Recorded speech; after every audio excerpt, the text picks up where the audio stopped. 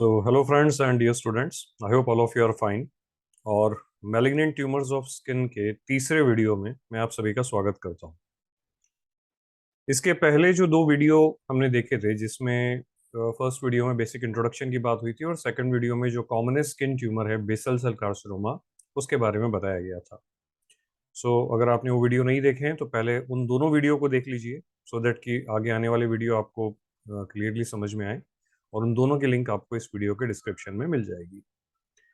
इस वीडियो में हम second most common skin tumour squamous cell carcinoma, statistically मैं एक बार फिर रिवाइज करवा दूं। आपको बताया था कि basal cell carcinoma 70%, squamous cell carcinoma 20% और मैलिग्नेंट मेलानोमा 5% स्किन ट्यूमर्स होते हैं, और बाकी सभी ट्यूमर्स मिला के 5% बनाते हैं। तो उस हिसाब से स्क्वेमोस सेल कार्सिनोमा नंबर 2 पर आता है।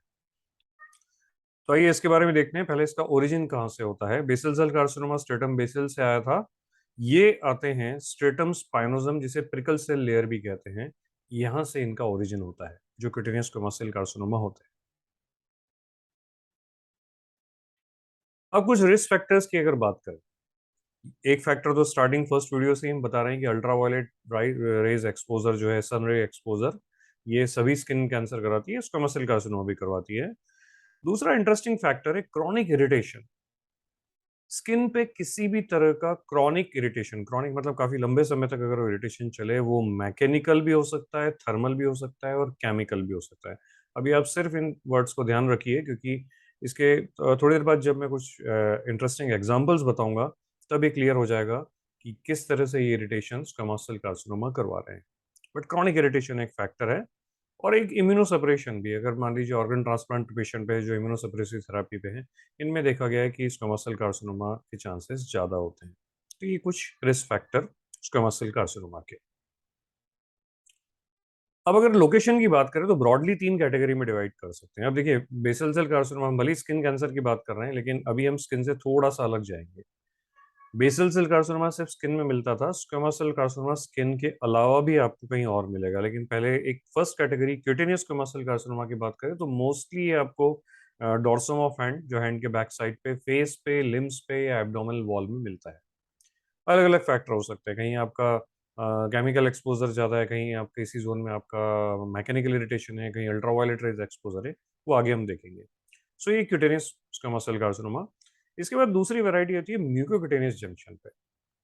ऐसी वो जगह जहाँ पे स्किन और म्यूकोसा इनका जंक्शन हो रहा है। ये आपके लिप्स, पेनिस, वल्वा, ये ऐसी जगह है जहाँ पे there is junction between skin and mucosa, यहाँ से भी अराइज होते हैं। तो ये म्यूकोक्यूटेनियस वैरायटी के होते हैं। और तीसरी variety, that is purely mucous squamous cell carcinoma, जहाँ पे म्यूकस मेम्ब्रेन होती है। यहाँ अगर कुछ नाम आपको इंटरेस्टिंग बताऊं तो ओरल म्यूकोसा, ओरल कैविटी के अंदर आपकी जो म्यूकोसा है, यहाँ से, ईसोफेगस से, bronchus, gall bladder, urinary bladder, इन सभी में स्क्वेमोस सेल कार्सिनोमा हो सकते हैं। जैसे मैंने आपसे कहा था, बेसल सेल कार्सिनोमा सिर्फ स्किन में है, लेकिन यहाँ पे स्किन के अलावा भी आपको मिल रहे हैं। अब यहाँ एक इंपॉर्टेंट फैक्ट है, यहाँ तो आपको स्ट्रेटिफाइड स्क्वेमोस एपिथेलियम मिलती है, तो ये समझ में आता है। लेकिन इन जगह पे आपको यूजुअली कॉलमनर एपिथेलियम या ट्रांजिशनल एपिथेलियम मिलती है। तो यहाँ पे तो एडिनोकार्सिनोमा या ट्रांजिशनल सेल कार्सिनोमा होना चाहिए, बिल्कुल होते हैं। लेकिन क्रॉनिक इरिटेशन से एक टर्म होती है मेटाप्लेजिया, जब एक एपिथेलियम दूसरे एपिथेलियम में कन्वर्ट हो जाता है।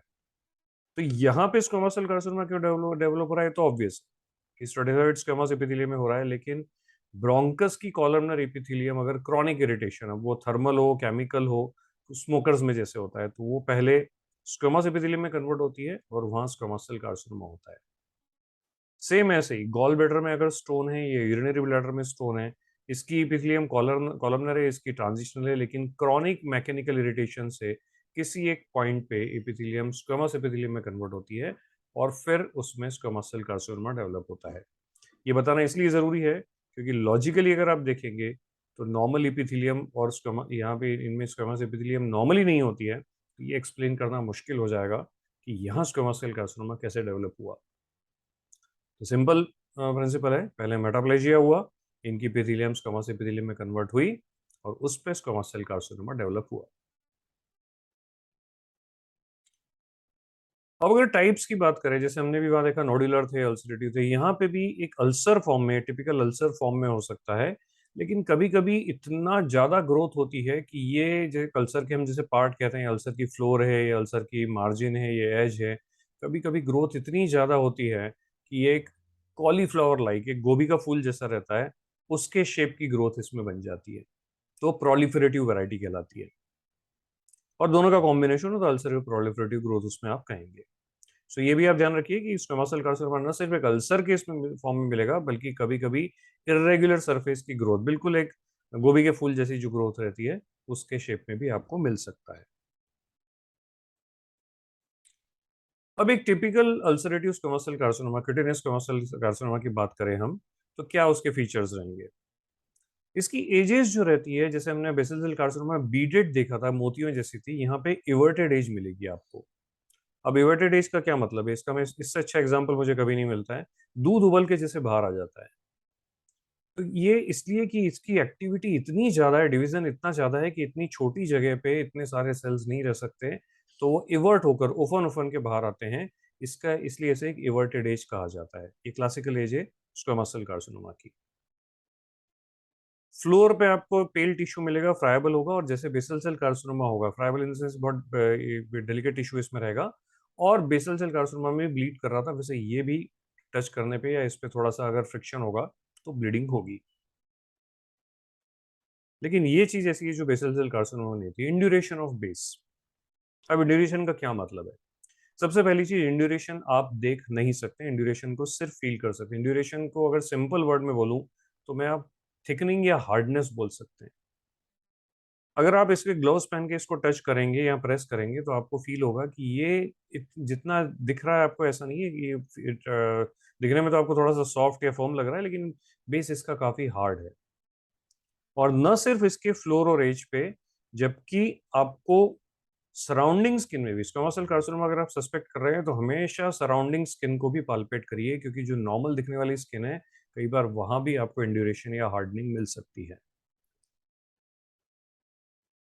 और दूसरी चीज जो हमने देखा था बेसल सेल कार्सिनोमा में नहीं है, यहाँ पे लिम्फ नोड इन्वॉल्वमेंट, इनफैक्ट इसका प्रिंसिपल स्प्रेड होता है। तो ये जो मतलब आपके एग्जामिनेशन का प्रिंसिपल होना चाहिए कि जब भी आप किसी अल्सर को एग्जामिन कर रहे हैं या किसी भी लीजन को एग्जामिन कर रहे हैं, हमेशा उसकी ड्रेनिंग लिम्फ नोड, जिस एरिया में वो एरिया जिस लिम्फ नोड में जाता है, वो एक्जिला हो, इंग्वाइनल रीजन हो, सर्वाइकल रीजन हो, जहाँ पे भी हो, वहाँ पे उसके लिम्फ नोड को डेफिनेटली एग्जामिन करिए, क्योंकि स्क्वेमोस सेल कार्सिनोमा में वो इनलार्ज मिल सकती है।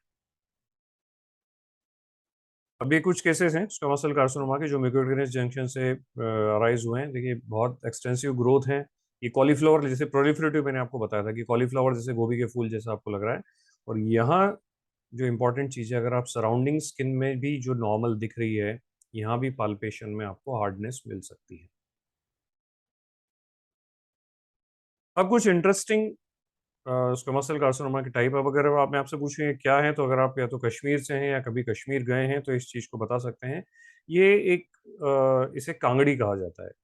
इसमें जो कश्मीरी लोग होते हैं, वो थोड़ा सा कोयला जला कर रखते हैं, और अपने जो लिबास रहता है उसके अंदर उसको रखते हैं, सो दैट कि उनकी बॉडी इससे गर्म रहे, क्योंकि टेम्परेचर बहुत कम होता है।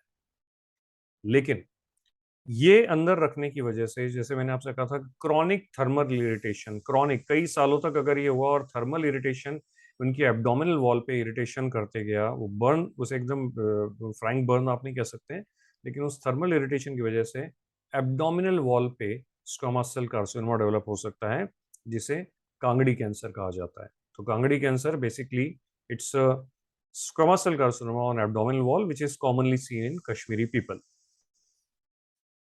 बिल्कुल इससे मिलता जुलता नाम बिल्कुल मिल रहा है, कांग कैंसर। फैक्ट यहाँ पर जो फैक्टर है, या जो इम्पोर्टेंट जो जिसकी वजह से हुआ है, वो भी थर्मल इरिटेशन है, क्रॉनिक थर्मल इरिटेशन, लेकिन इसकी लोकेशन अलग है। ये आपको मिलेगा बटक्स पे, हील्स पे और एल्बो पे। अब पहले हम देखते हैं कांग होता क्या है। बेसिकली कांग, ये तिब्बतियन पीपल के, इनके तिब्बतियन लोग रहते हैं, इनके घर में एक जो इनका बेड रहता है, उसको स्पेशली अपनी वो एक पाइप से कनेक्ट करके, जो किचन में उनके पाइप रहता है जिससे जो गर्म करते हैं, ये हॉलो बेड है और ये पाइप यहाँ से कनेक्टेड होता है। तो जब उसमें आग लगाते हैं, उसे जब आग जलाते हैं, तो ये बेड भी इनका गर्म हो जाता है। तो यहाँ पर अगर इस हीटेड मैट्रेस पे अगर कोई सोएगा, तो आप ये देख सकते हैं कि बटक्स हैं आपकी, ये हील्स हैं, एल्बो हैं, यहाँ पे प्रेशर पॉइंट आपके ज़्यादा होता है, तो इसलिए यहाँ सबसे ज़्यादा इसका इफेक्ट पड़ेगा। तो कान कैंसर भी स्क्वामस सेल कार्सिनोमा है, उसकी बस लोकेशन अलग है कि बटक्स, हील्स और एल्बो पे होता है, और तिब्बतियन पीपल में मिलता है। धोती कैंसर या इसे साड़ी कैंसर भी कहा जाता है। अब यहाँ पे प्लेस एब्डोमिनल वॉल ही है, लेकिन यहाँ थर्मल नहीं, यहाँ पे मैकेनिकल इरिटेशन है। अब धोती पहनते हैं या जो साड़ी पहनते हैं उसमें आप अगर देखें तो कई सालों के बाद जो जहाँ पर फ्रिक्शन ज़्यादा होता है, धोती या साड़ी या उसके पेटीकोट का जहाँ पर बांधा जाता है, तो उस जगह पे फ्रिक्शन की वजह से जो स्किन में इरिटेशन थोड़ा होता है, वहाँ पे स्क्वेमस सेल कार्सिनोमा डेवलप हो सकता है, और इसका नाम धोती कैंसर या साड़ी कैंसर कहा गया है। ये सारे जो पॉइंट्स हैं ये इंटरेस्टिंग भी हैं, और कभी किसी एग्जाम में मल्टीपल चॉइस क्वेश्चन अगर आते हैं तो उसमें भी ये बहुत इंपॉर्टेंट क्वेश्चन हो सकते हैं। इसी सीरीज में अगला है चिमनी स्वीप कैंसर। अब यहाँ पे इरिटेशन होता है केमिकल। अब ये आपको मिलता है स्क्रोटम में। तो चिमनी स्वीप, जो चिमनी होती थी, ये यूजुअली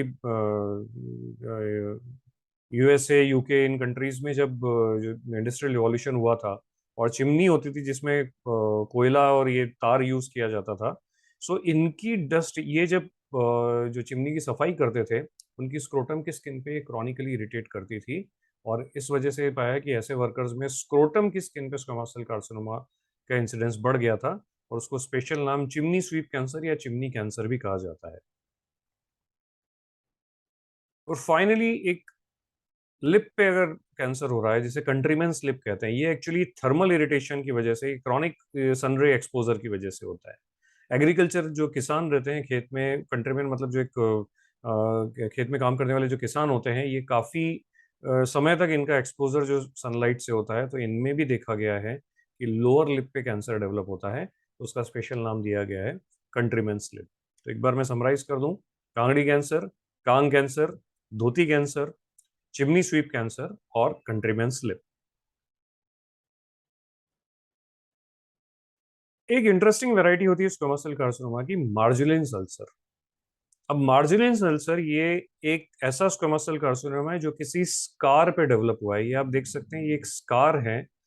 तो किसी भी scar, most commonly burn scar जो इस फोटोग्राफ में दिख रहा है, या इसके अलावा कोई अल्सर है, वेरिकोज वेन का जो लोअर लिम्ब में अल्सर होता है मीडियल मेलियोरस के पास, या ऑस्टियोमाइलिटिस स्कार है, या लेप्रोसिस स्कार है, अगर इन पे स्क्वेमस सेल कार्सिनोमा डेवलप हुआ, तो उसका एक स्पेशल नाम दिया गया है मार्जिलिन्स अल्सर। इसके बारे में थोड़ा सा और देखते हैं। जैसे अब यहाँ आप देख रहे हैं कि ये एक हीलिंग अल्सर है, ये वीनस अल्सर है जो हील हो रहा है। और तो कभी भी आपको किसी कोई अल्सर जो हील हो रहा है उसमें वापस से ग्रोथ अगर होती दिखाई दे, तो थोड़ा सा सस्पिशन रखिए स्क्वेमस सेल कार्सिनोमा के लिए। तो एक बार हम देख लेते हैं कि ये क्लासिकल स्क्वेमस सेल कार्सिनोमा से कैसे डिफरेंट है। सबसे पहली बात, ये ग्रोथ इसकी होती है लेकिन कंपैरेटिवली स्लो होती है। उसका रीजन, क्योंकि स्कार में इतनी वैस्कुलरिटी नहीं रहती है, तो ग्रोथ इतनी ज्यादा आपको नहीं मिलेगी। दूसरा डिफरेंस, पेनलेस होते हैं। सेम रीजन, स्कार में कोई नर्व नहीं होती है, तो पेन इसमें नहीं हो सकता। लिम्फेटिक मेटास्टेसिस भी नहीं होता। मैंने अभी आपसे कहा स्क्वामस सेल कार्सिनोमा का मेजर स्प्रेड जो होता है लिम्फेटिक से होता है, पर यहाँ पे अगेन बिकॉज लिम्फ स्कार में लिम्फेटिक्स भी नहीं होती, नर्व्स भी नहीं होती है, ब्लड सप्लाई भी नहीं होती है, तो इसलिए ये तीनों पॉइंट ही एक्सप्लेन कर रहे हैं कि इसमें लिम्फेटिक स्प्रेड भी नहीं होता है। पर यहाँ मैं एक बात आपको बता दूं, ये पेनलेस और ये लिम्फेटिक मेटास्टेसिस ये तब तक नहीं होगा जब तक ये सराउंडिंग नॉर्मल स्किन को इन्वॉल्व न करे। एक बार ये थोड़ा एक्सटेंड होकर नॉर्मल स्किन में गया, तो वो पेनफुल भी हो जाएगा, रैपिड ग्रोथ भी उसके बाद होगी, और लिम्फेटिक मेटास्टेसिस भी उसका हो जाएगा। तो एक और इंपॉर्टेंट रीजन, लास्ट टाइम हमने कहा था कि बेसल सेल कार्सिनोमा में सर्जरी और रेडियोथेरेपी दोनों ऑप्शन है, यहाँ पर भी है। लेकिन इस केस में बिकॉज अगेन कि रेडिएशन, रेडियोथेरेपी के लिए आपके वैस्कुलरिटी और ऑक्सीजन सप्लाई जरूरी है, पर वो नहीं होने की वजह से मार्जिनल सेल सर्कर में रेडियोथेरेपी का ज्यादा रोल नहीं है, इसको सर्जरी से ही एक्सरसाइज करना पड़ता है। हिस्टोपैथोलॉजी के लिए अगर स्क्वेमस सेल कार्सिनोमा को हम देखें, तो एक बहुत इंटरेस्टिंग स्ट्रक्चर मिलते हैं जिन्हें कैरेटीन पर्ल्स या एपिथेलियल पर्ल्स कहा जाता है। ये कुछ इस तरह से होते हैं, ये मुझे बिल्कुल एक कटे हुए प्याज की तरह जैसे दिख रहे हैं। इसमें सेंट्रल हाइलीन मटेरियल होता है, और इसके अराउंड जो जो है कॉन्सेंट्रिक एपिथेलियल सेल्स इसमें आपको अरेंज्ड मिलेंगे। अब ये ना सिर्फ डायग्नोसिस के लिए इंपॉर्टेंट है, बल्कि प्रोग्नोसिस के लिए भी इंपॉर्टेंट है। जिस भी केस में आपको एपिथेलियल पर्ल्स ज्यादा मिलेंगे, मतलब वो ज्यादा अच्छा डिफरेंशिएटेड है, और उसका प्रोग्नोसिस अच्छा है। वेल डिफरेंशिएटेड अगर स्क्वामस सेल कार्सिनोमा है तो उसमें ये पल्स ज़्यादा मिलेंगे, और पुअरली डिफरेंशिएटेड में या तो बहुत कम या नहीं के बराबर मिलेंगे। अब हम स्प्रेड की बात करें, जैसे पिछली बार हमने कहा था कि basal cell carcinoma locally invasive है, यहाँ पे भी लोकल स्प्रेड होता है, लेकिन मेजर इसका स्प्रेड जो होता है वो लिम्फेटिक्स से होता है, ब्लड स्प्रेड रेयर है। तो अगर हम तीनों की चैनल की बात करें तो सबसे कॉमन स्प्रेड या सबसे इंपॉर्टेंट स्प्रेड आपको स्क्वामस सेल कार्सिनोमा जो मिलेगा वो लिम्फेटिक स्प्रेड होगा। इसके बारे में हम आगे देखते हैं। पहले लोकल स्प्रेड देख लें। ये म्यूकोक्यूटेनियस जंक्शन है, यहाँ पे ये एक स्क्वामस सेल कार्सिनोमा डेवलप हुआ। अब धीरे धीरे करके ये इसी पे इसने कोरोनल सल्कस से डेवलप हुआ। अब ये पेनाइल शाफ्ट को भी इसने इन्वॉल्व कर लिया, तो एक लोकल स्प्रेड का एग्जांपल है। लिम्फेटिक स्प्रेड, अगर एक ये मान लीजिए यहाँ पे, जैसे हम सभी जानते हैं कार्सिनोमा के लिए लिम्फेटिक स्प्रेड एक बहुत ही कॉमन चैनल है जहाँ जिससे फैलते हैं कार्सिनोमा। तो ये एक स्क्वामस सेल कार्सिनोमा है। ये कुछ समय के बाद ये लिम्फेटिक इसका मेटास्टेज होगा और इसकी लिम्फ नोड जो है वो इनलार्ज हो जाएगी। तो कैरेक्टरिस्टिकली अगर आपको मेटास्टेटिक नोड्स हैं वो हार्ड होती हैं, नॉन टेंडर होती हैं, टेंडरनेस नहीं होती। और मैंने ये ऑब्लिक इसलिए लिखा है क्योंकि मोबाइल या फिक्स से ये ऐसा कहा नहीं जाता। अर्ली स्टेज में आपको मोबाइल मिलेंगी, लेकिन अगर पेशेंट थोड़ा लेट स्टेज में आया है तो वो स्किन से या सराउंडिंग स्ट्रक्चर या डीपर स्ट्रक्चर से फिक्स हो जाएगी। अब अगर स्क्वामस सेल कार्सिनोमा के मैनेजमेंट की बात करें तो दो पार्ट में हम बात करेंगे। प्राइमरी ट्यूमर को कैसे मैनेज करना है, सर्जरी या रेडियोथेरेपी, जैसे लास्ट टाइम बात करी थी, लेकिन लास्ट टाइम लिम्फ नोड नहीं थी इसलिए हमने कोई बात नहीं करी, लेकिन इस बार हमें लिम्फ नोड मैनेजमेंट के बारे में भी कुछ बात करनी होगी।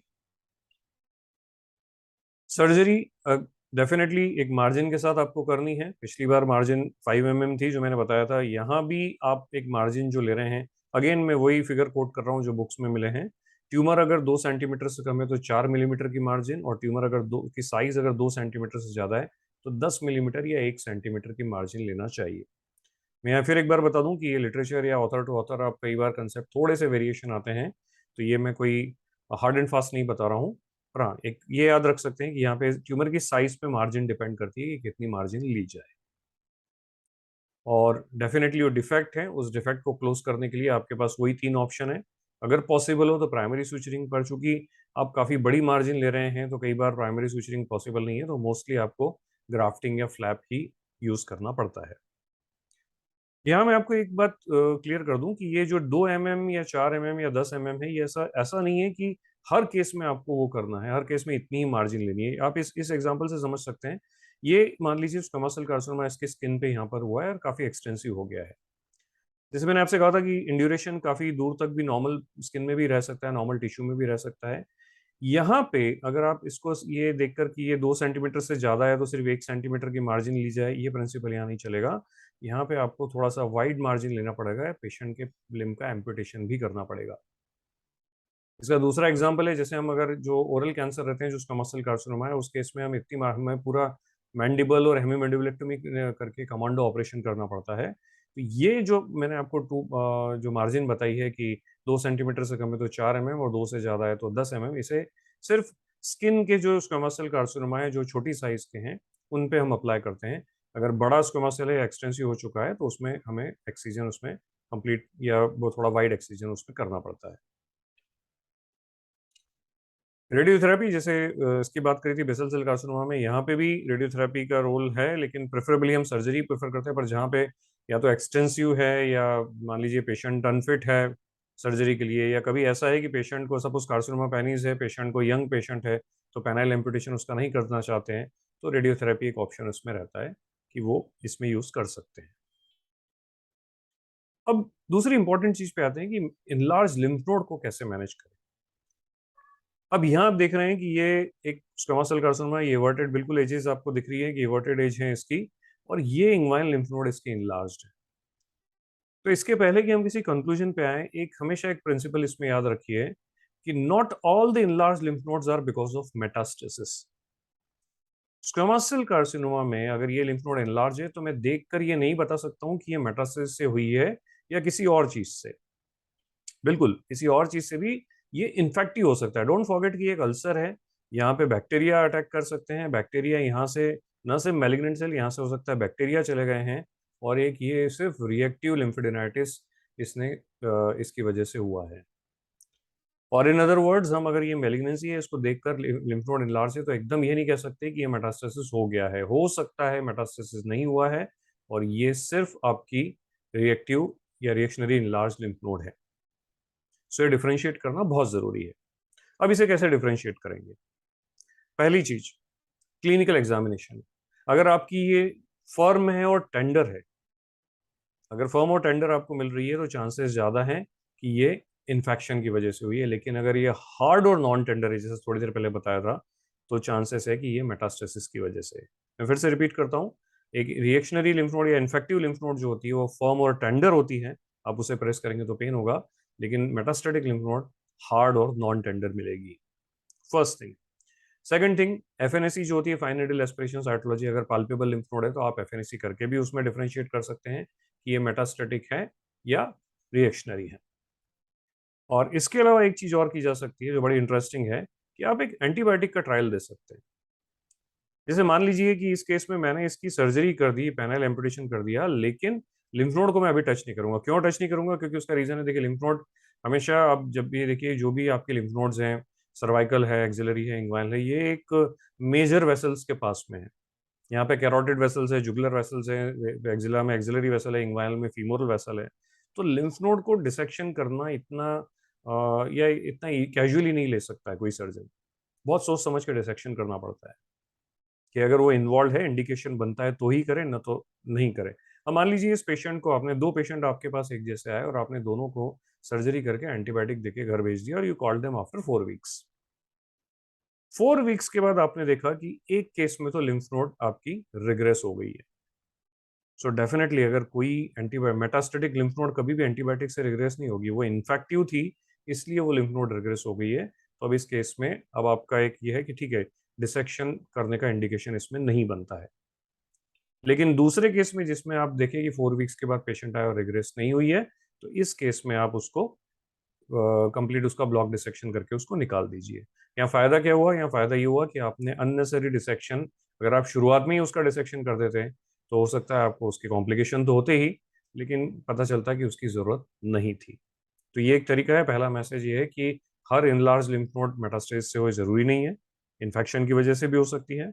और आप डिफ्रेंशिएट अगर करना है तो या तो क्लिनिकल एग्जामिनेशन में देखिए, या एफएनएसी कराइए, या एंटीबायोटिक का ट्रायल दे दीजिए। So once again I hope कि ये वीडियो भी आपको इंटरेस्टिंग लगा होगा। Thank you very much for watching it.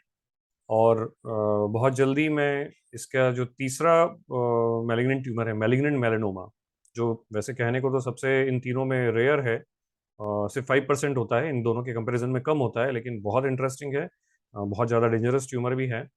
और उसका वीडियो बहुत जल्दी अपलोड करूंगा। सो एक बार फिर आपसे कहूंगा कि चैनल को सब्सक्राइब करके बेल आइकॉन प्रेस कर दीजिए, तो वीडियो जब भी अपलोड होगा उसका नोटिफिकेशन आपको मिल जाएगा। Thank you very much. Have a nice day. Good bye.